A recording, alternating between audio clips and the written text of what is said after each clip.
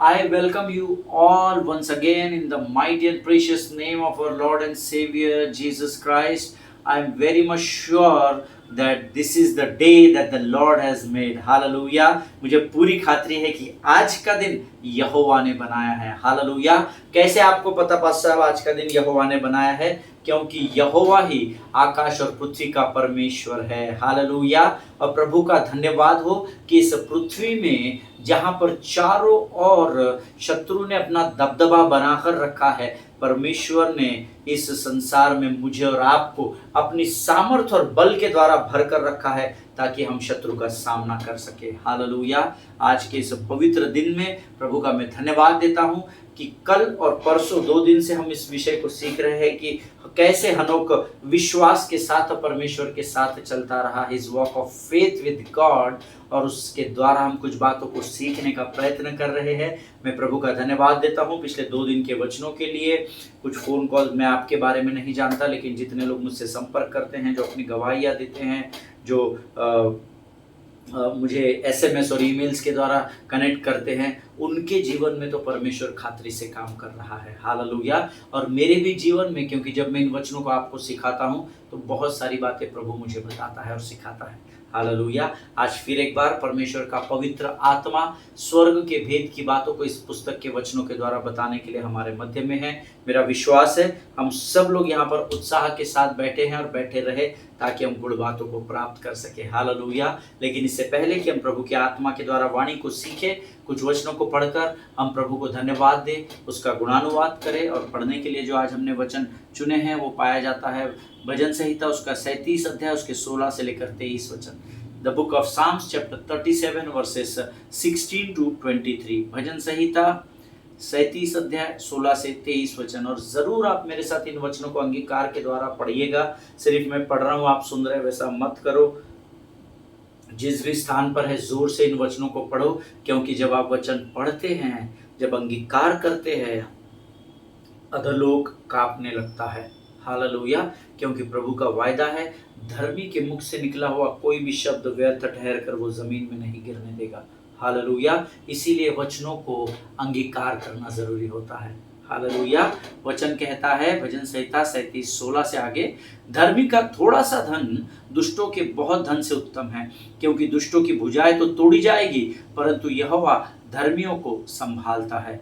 यहोवा खरे लोगों की आयु की सुधि रखता है और उनका भाग सदैव बना रहेगा. विपत्ति के समय उनकी आशा न टूटेगी और न वे लज्जित होंगे, और अकाल के दिनों में वे तृप्त रहेंगे. दुष्ट लोग नष्ट हो जाएंगे और यहोवा के शत्रु खेत की सुथरी घास के समान नष्ट होंगे. वे धुएं के समान लुप्त हो जाएंगे. दुष्ट ऋण लेता है और भरता नहीं, परंतु धर्मी अनुग्रह करके दान देता है. क्योंकि जो उससे आशीष पाते हैं वे तो पृथ्वी के अधिकारी होंगे, परंतु जो उससे शापित होते हैं वे नष्ट हो जाएंगे. मनुष्य की गति यहोवा की ओर से दृढ़ होती है और उसके चलने से वह प्रसन्न रहता है. हालेलुया. जितनों ने मेरे साथ इन वचनों को पढ़ा, प्रभु आपको बड़ी आशीष दे. प्रियो, वचन कहता है धर्मी का थोड़ा सा धन दुष्टों के बहुत धन से उत्तम है. उसका कारण मैं आपको बताता हूँ. दुष्ट के पास बहुत सारा धन है.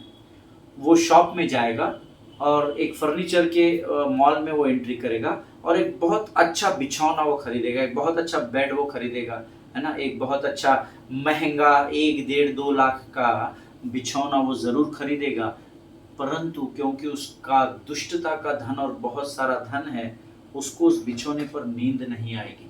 हालेलुया. क्योंकि उसको कल की चिंता रहेगी. धन होने के बावजूद भी लोग चिंतित होते हैं, इस बात पर विश्वास कीजिएगा. मेरा विश्वास है कि ज्यादा अधिक चिंतित होते हैं. कहीं हमारी कोई सेंध न लगा दे, कोई ये न कर दे, कोई वो न कर दे. लेकिन वचन कहता है धर्मी का थोड़ा सा धन, क्योंकि मैं आपको बताऊं, आपके घर में भले बिछौना हो या ना हो, लेकिन आप दिन भर परमेश्वर के सहायता से कार्य करके जब सुकून से अपने घर में आएंगे, प्रभु के साथ समय बिताएंगे, और अगर आप जमीन पर भी सो जाते हैं, परमेश्वर आपको शांति से भरकर नींद को देगा. हालेलुया. इसीलिए वचन कहता है धर्मी का थोड़ा सा धन दुष्टों के बहुत धन से उत्तम है, क्योंकि दुष्टों की भुजाएं तो तोड़ी जाएगी, परंतु यहोवा धर्मियों को संभालता है. हालेलुया. वो एक गीत है, बहुत सुंदर है. जैसे माता संभालती है, वैसे यीशु संभालेगा। जैसे माता संभालती है, वैसे यीशु संभालेगा। हालेलुया। धर्मी को परमेश्वर संभालेगा, ये धार्मिक परमेश्वर का धर्मी से वायदा है। हालेलुया। यहोवा खरे लोगों की आयु की सुधि रखता है और उनका भाग सदैव बना रहेगा। हालेलुया। अगर आप प्रभु के भय में रहते हैं, प्रभु की सेवा में बने हुए हैं, शत्रु आपसे आपका कुछ भी छीन कर लेकर नहीं जाएगा। अगर अय्यूब के समान छीन भी लेगा, परमेश्वर उसके समय से दुगना आपको लौटा देगा। हालेलुया। पर प्रभु पर टिके रहना सीखे प्रियो। विपत्ति के समय उनकी आशा न टूटेगी और वे न लज्जित होंगे, और अकाल के दिनों में वे तृप्त होंगे। कौन? धर्मी लोगों के विषय में, जो यहोवा के भय में रहते हैं, जो प्रभु की वाणी को सुनते हैं, जो उस पर मनन अध्ययन करते हैं, जो उसके साथ अपनी चाल को बना कर रखते हैं, जो यहोवा के हाथों को थाम कर रखते हैं, उनके लिए वचन कहता है जब आपके ऊपर विपत्ति आएगी, they are not put to shame in evil times. Hallelujah. जब आप पर विपत्ति आएगी तो आपकी आशा को परमेश्वर टूटने नहीं देगा, क्योंकि जब विपत्ति आती है तो हमारी आंखें प्रभु की ओर होती है, पर्वत की ओर, हम उस पर आशा लगाए रहते हैं, प्रभु मुझे इस विपत्ति से छुड़ा ले, बचा ले। प्रभु का वायदा है, वो आपकी आशा को टूटने नहीं देगा। हालेलुया। और न आपको लज्जित होने देगा। और अकाल के भी दिन अगर आएंगे, in the days of famine they have abundance. संसार में अकाल होगा, फिर भी आपके घर में किसी भी बात की कमी और घटी नहीं होने देगा परमेश्वर। हालेलुया। अद्भुत परमेश्वर है प्रियो, जिसकी हम स्तुति और आराधना करते हैं। हमको परमेश्वर से एक लिमिट के बाद प्रेम क्यों नहीं है? क्योंकि हमने उसको समझने, जानने, सीखने का प्रयत्न ही कभी किया नहीं। लेकिन कोविड के समय से जितना अधिक मैं परमेश्वर को खंगाल रहा हूँ, उसके वचनों में यहाँ वहाँ उसको खोजने की कोशिश कर रहा हूँ, उसका वायदा है कि वो खोजने वाले को प्रतिफल देने वाला परमेश्वर है। हालेलुया। आमीन। प्रियो, वचन कहता है अकाल के दिन भी आएंगे तो भी धर्मी कभी भी भूखा नहीं रहेगा, परमेश्वर उसको तृप्त कर देगा। हालेलुया। दुष्ट लोग नष्ट हो जाएंगे और यहोवा के शत्रु खेत की सुथरी घास के समान नष्ट होंगे, वे धुएं के समान लुप्त हो जाएंगे। लेकिन 20वें वचन में कहीं भी लिखा नहीं है कि आप ऐसा करेंगे, आपके द्वारा ऐसा होगा। नहीं, परमेश्वर का युद्ध है, परमेश्वर को कृपा करके लड़ने दीजिए। हालेलुया। तो हम क्या करेंगे पास्टर साहब? विपत्ति हमारे ऊपर है, परमेश्वर के ऊपर थोड़ी है। अरे परमेश्वर ने जो विपत्ति मेरे और आपके लिए अपने ऊपर ओढ़ ली है ना, जो उसने अपना बलिदान दिया, उसके साथ अगर हम अपना जीवन कंपेयर करें तो हमारी विपत्तियां, कठिनाइयां, परेशानियां कुछ भी नहीं है। क्या आप परमेश्वर की समान यहाँ खीले खा सकते हैं? क्या आप कांटों का ताज पहन सकते हैं? नहीं पहन सकते। आमीन। ये परमेश्वर का मुझसे और आपसे वायदा है प्रियो। दुष्ट लोग नष्ट हो जाएंगे, वे धुएं के समान लुप्त हो जाएंगे। Allow God to fight your battle. Hallelujah. Even though the battle is, विरोधी आपका है पर युद्ध परमेश्वर का है, इस बात को याद रखिएगा। He is your adversary. वो आपका और मेरा विरोधी है, परंतु युद्ध परमेश्वर लड़ता है। हालेलुया। परमेश्वर को लड़ने दीजिए। आमीन। आप मत कूदिए, क्योंकि हम शत्रु को हरा नहीं सकते। दुष्ट नष्ट होंगे, परमेश्वर का वायदा है। दुष्ट ऋण लेता है और भरता नहीं, परंतु धर्मी अनुग्रह करके दान देता है। हालेलुया। आपका स्वभाव देने का होना चाहिए, इस बात को याद रखिएगा। क्योंकि जिस परमेश्वर के वचन का मैं और आप अध्ययन करते हैं और जिस पर विश्वास करते हैं, उसके वचन में लिखा हुआ है कि लेने से देना भला है। हालेलुया। देना सीखिए। आपका लाइफ सैक्रिफिशियल होना चाहिए। आमीन। बलिदान का जीवन बहुत मायने रखता है, बहुत मायने रखता है। आमीन। आप करके तो देखिए। हम अपने बच्चों के लिए, इसके लिए, उसके लिए सब योजनाएं बनाकर सब अपना अपना इकट्ठा कर रहे हैं। कीजिए, that is very important. Plannings, योजनाएं बनाना बहुत जरूरी है, परंतु योजनाओं को परमेश्वर पूर्ण करता है, इस बात को याद रखिएगा। आप अपने लिए जमा कीजिए, कोई दिक्कत नहीं है, ये बुद्धि की बात है। लेकिन इसका अर्थ ये नहीं है कि आप भूखों नंगों की ओर ध्यान न दे या उन्हें अनसुना या अनदेखा कर दे। हालेलुया। देना सीखिए। देने में बहुत बहुत बहुत आनंद मिलता है। हालेलुया। लेकिन जहां जरूरत है वहां बुद्धि से, प्रार्थना से देना सीखे। हालेलुया। आगे वचन कहता है, क्योंकि जो उससे आशीष पाते हुए तो पृथ्वी के अधिकारी होंगे, परंतु जो उससे शापित होते हुए नष्ट हो जाएंगे। अब आपको पृथ्वी पर अधिकार पाना है या नष्ट होना है? Choice is yours. हालेलुया। जो आशीष पाते हैं वे पृथ्वी पर अधिकार पाएंगे। और आशीष कैसे आती है? आशीष परमेश्वर की आज्ञा का पालन करने से आती है। हालेलुया। मैं यहाँ पर बैठा हूँ 2020 मंथ ऑफ मई, तब से मैं यहाँ पर लगभग रोज आकर प्रचार करता हूँ। हालेलुया। मुझे ये पता भी नहीं है कि पिछले 3-4 वर्षों में मैंने कितने सरमन्स इस चैनल, इस यूट्यूब के द्वारा आप तक पहुँचाए हैं। कभी कभी कोई मुझे लिख कर भेज देता है, पास्टर जी 500 सरमन हो गए, 1000 हो गए, 1100 हो गए, 1150 हो गए। लोग मुझे लिख कर भेजते हैं, मुझे नहीं पता, मैं उसको देखता भी नहीं हूँ। सेंटमेंट पाया है, सेंटमेंट देने के लिए प्रभु ने मुझे आज्ञा दी है। हालेलुया। मनुष्य की गति यहोवा की ओर से दृढ़ होती है और उसके चलन से वह प्रसन्न होता है। देखिए, वो तरक्की कर रहा है, वो कर रही है, वो कर रहा है, वो पास्टर कर रहा है, ये 2 नंबर का कमाता है, ये हमारे से आगे जा रहा है, हम तो प्रभु के भय में चलते हैं, हम तो सारी बातें ईमानदारी से करते हैं, फिर भी हम धीरे धीरे बढ़ रहे हैं। ये वचन अंडरलाइन कर ले, मनुष्य की गति यहोवा की ओर से दृढ़ होती है। जिनके सुनने के कान हो वो सुन ले कि मनुष्य की गति यहोवा की ओर से दृढ़ होती है। हालेलुया। परमेश्वर इन वचनों को समझने में आपकी और मेरी सहायता और मदद करे। आइए प्रियो, इस समय हम परमेश्वर को धन्यवाद देंगे, और जो वचन आज परमेश्वर का आत्मा हमारे मध्य में लेकर आया है और हमें देना चाहता है, उसके लिए हम अपना समर्पण परमेश्वर को करें। इन पढ़े हुए वचनों के लिए धन्यवाद दे। Let us pray. खुदावंद प्रभु यीशु मसीह के मीठे और मधुर नाम के लिए धन्यवाद देते हैं राजा। तू राजाओं का राजा, सेनाओं का महान परमेश्वर है प्रभु जी।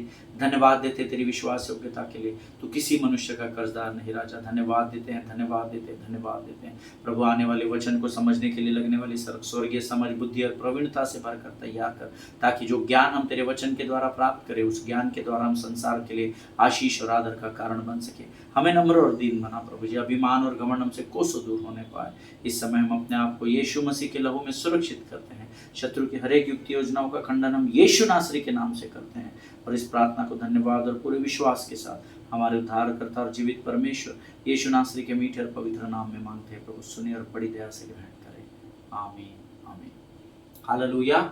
I welcome you all once again in the name of our Lord and Savior Jesus Christ, and I believe that God is going to bless each one of us through today's sermon. Hallelujah. परमेश्वर आज के इस संदेश के द्वारा हमें से प्रत्येक को आशीष देगा, ऐसा मैं खात्री से विश्वास करता हूँ। धन्य है वे जिन्होंने बिना देखे उस पर विश्वास किया है। हालेलुया। हम Inox walk of faith with God इस सब्जेक्ट को सीख रहे हैं। 2-3 दिन से हम लोग लगातार अध्ययन कर रहे हैं। प्रभु का धन्यवाद हो। रोज कुछ ईमेल्स आ रहे हैं, रोज कुछ फोन कॉल्स आ रहे हैं, कुछ बातें जो लोगों को और एक्साइटेड है, एंथुजियास्टिक है, जो और गहराई में अनोखे विषय में जानना चाहते हैं। कल किसी ने मुझे प्रश्न पूछा था, मैंने उनसे कहा पास्टर मैं प्रार्थना करूंगा, और मेरे लिए आप प्रार्थना कीजिए कि प्रभु मुझे उस भेद को प्रकट करे। हालेलुया। प्रभु का धन्यवाद हो परमेश्वर कि आत्मा के लिए जो हमारा सहायक और मार्गदर्शक बनकर हमारे जीवन में कार्य करता है। हालेलुया। मैंने आपको कल कुछ अद्भुत बातें बताई थी, और कल मैंने आपको ये पूछा था कि क्या आप परमेश्वर के साथ चलना चाहते हैं क्या? सबका उत्तर हाँ ही होता है। तो अगर आप परमेश्वर के साथ चलना, अगर आप चाहते हैं कि आप परमेश्वर आपके साथ चले, आपके हर एक जीवन की बातों में आपकी अगुवाई करे, तो if you want God to walk with you, then first you need to start walking with God. Hallelujah. अगर आप ये चाहते हैं कि परमेश्वर आपके साथ चले, तो पहले आपको परमेश्वर के साथ चलना जरूरी है। हालेलुया। क्योंकि वो जोर जबरदस्ती का परमेश्वर नहीं है। आपकी इच्छा नहीं है तो आपको बोलेगा जय परमेश्वर तुझे आशीष दे, तेरा भला हो, लेकिन वो आपके साथ जबरदस्ती नहीं चलेगा। हालेलुया। लेकिन आप पूछेंगे ऐसा क्यों? जो कल हमने समाप्त करते समय प्रश्न मैंने आपको पूछा था, हो सकता है आपके मन में प्रश्न हो कि ऐसा क्यों? परमेश्वर तो परमेश्वर है, हम उसको आराधना करें ना करें, प्रार्थना करें, धन्यवाद दे ना दे, लेकिन वो तो बदलता नहीं है, तो वो हमारे साथ क्यों नहीं चलता है? ऐसा बहुत लोगों को प्रश्न होगा। तो इस प्रश्न के उत्तर में मैं भी आपसे एक सवाल पूछूंगा कि क्या अगर कोई आपके साथ, आपका दोस्त, रिश्तेदार, ऑफिस का स्टाफ, आपका कलीग, आपके अधिकारी, आपका हाथ के नीचे काम करने वाला स्टाफ, कोई भी क्यों ना हो, अगर इनमें से कोई भी किसी स्थान पर आपके साथ जाना नहीं चाहता और बार बार एक्सक्यूजेस देकर अवॉइड वो अगर आपको करता है, तो क्या आप उसके साथ खुद का इंसल्ट करके जाना पसंद करोगे क्या? ये प्रश्न का उत्तर आप खुद सोचना। अगर मैं इस व्यक्ति से कहूँ कि तू मेरे साथ चल, हमको इधर जाना है, मुझे पता है वो फ्री है, वो आ सकता है, उसके बावजूद भी वो एक्सक्यूज देगा, नहीं आज मुझे ये काम है, तो मैं कहूँगा कोई बात नहीं भाई, कल साथ में जाएंगे। 1 दिन, 2 दिन, 4 दिन, 5 दिन, 1 साल, 2 साल, अगर वो आपको एक्सक्यूजेस देता रहा तो कभी ना कभी तो आपको समझेगा ना कि ये मुझे अवॉइड कर रहा है। तो क्या ऐसे अवॉइड करने वाले व्यक्ति के साथ आप घूमना फिरना पसंद करेंगे क्या? जो सिर्फ आपके साथ उसका फायदा होता है तब आता है, बाकी समय वो आपको अवॉइड करता है। क्या आप ऐसे व्यक्ति के साथ घूमना पसंद करेंगे क्या? I am sure that our answer will be no, not at all. Amen. मेरा उत्तर, आपका उत्तर एक ही होगा, नहीं भाई, जो हमको बार बार अवॉइड कर रहा है, हमारा इंसल्ट कर रहा है, हम ऐसे व्यक्ति के साथ नहीं जाएंगे। Hallelujah. In the same way, if you don't want to walk with God, then he will never walk with you. Hallelujah. उसी प्रकार से अगर मनुष्य होकर आप एक मनुष्य का इंसल्ट नहीं सह सकते, तो परमेश्वर से आप भला कैसे एक्सपेक्ट करते हैं कि आप उसको रोज अवॉइड कर रहे हैं, वो रोज स्वर्ग से उतर कर आ रहा है, अरे पास्टर इधर ध्यान दो, अमित इधर ध्यान दो, ये करना है, वो करना है, वहां पर जाना है, पास्टर आज नहीं, आज मुझे फुटबॉल खेलने जाना है, पास्टर आज नहीं, आज मेरा ये काम है, पास्टर नहीं, आज मेरे घर में फंक्शन है, पास्टर नहीं, आज मुझे, प्रभु नहीं, आज मेरा ये काम है, मैं कल सुबह से प्रार्थना करूंगा, प्रभु आज मैं उठ नहीं सका, नहीं, मैं रात को बहुत लेट सोया था, मैं कल से तेरे साथ अपने चाल चलन में बना रहूंगा। अगर बार बार आपको एक मनुष्य का अगर आप इंसल्ट सहन नहीं कर सकते, then how would you expect it from the Lord? Hallelujah. तो फिर आप ये कैसे सोचते हैं कि बार बार आप परमेश्वर को अनसुना करे, अनदेखा करे, बार बार आप परमेश्वर की ओर दुर्लक्ष्य करे, बार बार आप उसको इंसल्ट करे, उसके बाद भी आप ये एक्सपेक्ट करते हैं क्या कि वो आपके साथ चलना चाहिए? No, God will never do that. परमेश्वर द्वार पर खड़े होकर खटखटाता है, वो जोर जबरदस्ती करने वाला परमेश्वर नहीं है। जिनके सुनने के कान हो वो सुन ले कि प्रभु क्या कहना चाहता है। अगर आप एक व्यक्ति के इंसल्ट को जो बार बार आपको अवॉइड कर रहा है आप सहन नहीं कर सकते, तो भला परमेश्वर कैसे सहन कर सकता है? Hallelujah. Always remember, walking with God आसान नहीं है। पहले ही बता दूं आपको, परमेश्वर के साथ उसके चाल में हनोक के समान 300 वर्षों तक जैसा वो चला, चलना आसान नहीं है, बहुत कठिन है, लेकिन असंभव नहीं है। हालेलुया। क्योंकि विश्वास करने वाले के लिए कोई भी बात असंभव नहीं हो सकती है, ये वचन कहता है। आप एक कदम तो चलो प्रभु के साथ, परमेश्वर 1000 कदम आपको आगे लेकर बढ़ेगा। हालेलुया। मेरा विश्वास है, मैं जो आपको बता रहा हूँ आप उस बात से सहमत है। Always remember, walking with God means walking against the culture. Hallelujah. परमेश्वर के साथ चलने का अर्थ ही ये है, कठिनाइयाँ, परिस्थिति, विकट परिस्थितियाँ, कठिनाइयाँ आएगी, आंधी आएगा, तूफान आएगा, गोलियत खड़ा हो जाएगा, परमेश्वर के साथ चलने का मतलब है वॉकिंग अगेंस्ट द कल्चर। अपनी संस्कृति, अपने खान पान, अपने आदतों से विपरीत चलना मतलब परमेश्वर के साथ चलना। हालेलुया। पता नहीं आपको ये समझ में आया कि नहीं। हमारे अंदर एक हम एक संस्कृति में, भारत की संस्कृति में हम पड़े हैं। कई विश्वासियों को मैंने देखा है घूमना फिरना और बहुत सारी बातों में वो लिप्त पाए जाते हैं प्रभु में होने के बावजूद भी। But to be very honest with you, walking with God's means walking against the culture. Hallelujah. आपको आदतों को छोड़ना पड़ता है, आपको पुराने जीवन को छोड़ना पड़ता है, अर्थात अपने संस्कृति से अलग चलना, अर्थात परमेश्वर के साथ चलना। Hallelujah. Because now you are listening to a different drum beat. Amen. क्योंकि अब जब आप परमेश्वर के साथ चल रहे हैं तो आपको एक अलग ही धुन, स्वर्ग की धुन सुनाई देगी। जब आप संसार में रहेंगे तो आपको डिस्कोथिक की, डांस क्लब की, डांस बार की, पब की, डिस्कोस की, लाउंजेस की आपको धुन सुनाई देती है। लेकिन जब आप परमेश्वर के साथ उसकी चाल में उसके हाथों को थाम कर आगे बढ़ने लगते हैं, यकीन मानिए आपको एक अलग ही ड्रम बीट सुनाई देगी। हालेलुया। आमीन। जिनके सुनने के कान हो सुन ले। और ये जो नया नियम जो है ना, जिसको हम पिछले 3-4 दिनों से हनोक के बारे में मैंने आपसे पहले दिन कहा कि बहुत ही कम बातें हनोक के विषय में लिखी गई है, बहुत ही कम जगह पर। लेकिन जब मैं इस विषय में और गहराई में जाने की कोशिश कर रहा था, तो ये जो नया नियम है, ये हनोक के बारे में एक और जगह पर जानकारी देता है। आप लोग विद्वान हैं, आप लोग बुद्धिमान लोग हैं, आपको ये वचन मालूम होंगे, लेकिन मैं जो अध्ययन कर रहा था उसमें प्रभु ने मेरा ध्यान एक वचन की ओर केंद्रित किया जो नए नियम में पाया जाता है। The book of Jude chapter 1 verses 14 and 15। Jude यहूदा की पुस्तक, उसका पहला अध्याय, उसमें एक ही अध्याय है, एक पहला अध्याय 14 और 15 वचन। The book of Jude chapter 1 verses 14 and 15, जिसको हम सब मिलकर पढ़ेंगे। मैं चाहता हूँ आप लोग निकाल ले। यहूदा की पुस्तक प्रकाशित वाक्य से पहले है, आप उसको देख ले और उसको हम निकाल ले, हम पढ़ेंगे। The book of Jude chapter 1, यहूदा की पुस्तक, उसका पहला अध्याय, उसके 14 और 15 वचन कहते हैं, हनोक ने भी जो आदम से 7वीं पीढ़ी का था, इनके विषय में यह भविष्यवाणी की, देखो प्रभु अपने लाखों पवित्रों के साथ आया कि सबका न्याय करे और सब भक्तहीनों को उनके अभक्ति के सब कामों के विषय में जो भक्तहीन पापियों ने उसके विरोध में कही है, दोषी ठहराए। कठिन वचन है, पढ़ने के लिए भी कठिन है। फिर से एक बार पढ़ेंगे।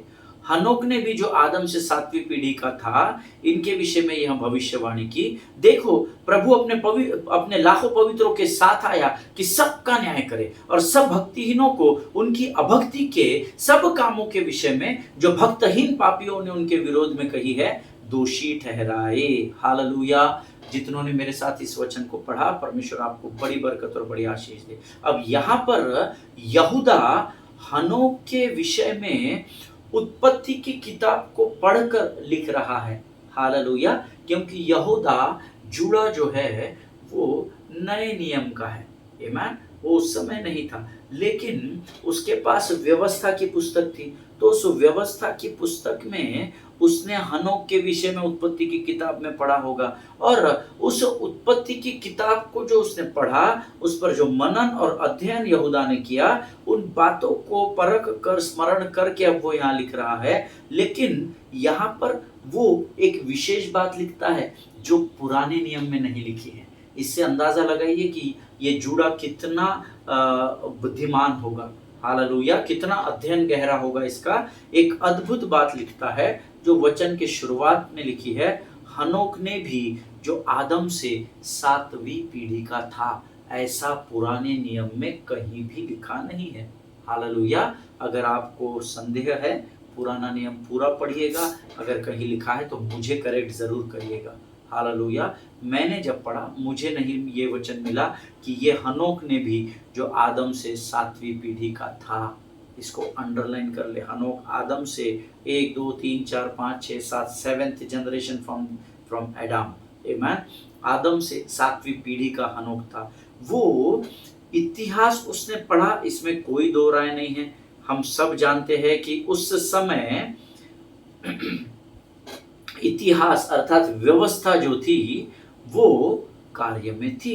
तो उसने उत्पत्ति की पुस्तक पढ़ी और वहां से फिर उसने इतिहास पढ़ा होगा, सब खंगाला होगा, तब कहीं जाकर आप वंशावली पढ़ेंगे ना, वहां पे आपको समझ में आएगा ये बात। आमीन। हनोक ने भी जो आदम से 7वीं पीढ़ी का था, ऐसा लिखा है। वो इतिहास, he is not only meditating on the history, but the word says he is not only telling that his name was Enoch, he is not only telling us that his name was Enoch, but the word of God says कि वो केवल ये नहीं बता रहा है कि उस व्यक्ति का नाम हनोक था, लेकिन वो ये बता रहा है कि जो परमेश्वर के साथ चला उसका नाम हनोक नहीं था, but it says Enoch the 7th generation from Adam, right? हनोक जो था वो आदम से 7वीं पीढ़ी का था, ऐसा लिखा हुआ है। और जब when I was meditating on this word, then I was I was thinking about Judah, कि उसका अध्ययन कितना कितना पावरफुल होगा कि वो इस वचन पर मनन कर रहा है और इतना डिटेल में इसने कैसा अध्ययन कर दिया। हालेलुया। इतने डिटेल्स में क्यों लिख दिया कि हनोक आदम के 7वीं पीढ़ी का था। इससे पवित्र शास्त्र पढ़ने वालों को क्या लेना देना है पास्टर साहब, वो 7वीं का रहे, 8वीं का रहे, 9वीं का रहे।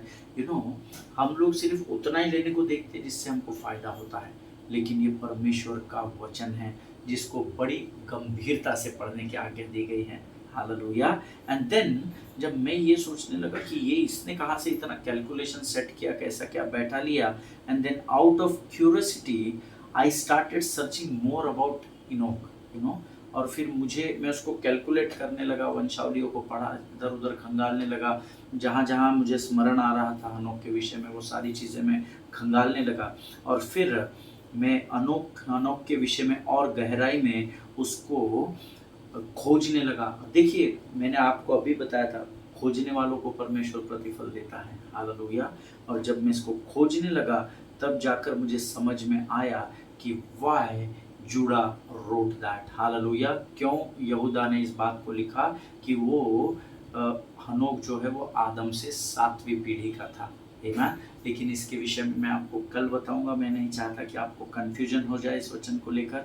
सो हम आज अपने अध्ययन को यही समाप्त करेंगे। कल हम आगे यहाँ से और वचनों में जाएंगे और मैं आपको कल बताऊंगा कि क्यों स्पेसिफिकली इस बात को उसने लिखा है कि हनोक आदम से 7वीं पीढ़ी का था। हालेलुया। आज हम यहाँ समाप्त करेंगे। परमेश्वर आज के इन वचनों के लिए आपको बड़ी बरकत और बड़ी आशीष दे। आइए इस समय हम दुआ करेंगे। खुदावंद प्रभु यीशु मसीह के मीठे और मधुर नाम के लिए धन्यवाद देते हैं राजा। प्रभु धन्यवाद देते हैं क्योंकि तूने आज इस वचनों के द्वारा हमारी सेवा की है राजा। ये वचन हमारे जीवन के अंत तक ये गुण बातें बनी रहे, ऐसी प्रार्थना में यीशु नासरी के नाम से करते हैं। अपने आप को यीशु के लहू में सुरक्षित करते हैं राजा। अपना सब कुछ तुझे सौंपते हैं। विनती को धन्यवाद के साथ यीशु मसीह के मीठे और पवित्र नाम में मांगते हैं। सुन और बड़ी दया से ग्रहण कर। आमीन। हालेलुया। परमेश्वर आपको बड़ी बरकत और बड़ी आशीष दे। हम कल एक बार फिर मिलेंगे। तब तक स्वस्थ रहें, सुरक्षित रहें। इजराइल को प्रार्थना में स्मरण रखें। भारत देश के लिए ज़रूर प्रार्थना करें। अपने पासवानों के लिए, उनके परिवारों के लिए ज़रूर प्रार्थना करें। हम कल एक बार फिर मुलाकात करेंगे। तब तक स्वस्थ रहें, सुरक्षित रहें। सभी को जय मसीह की। God bless you all.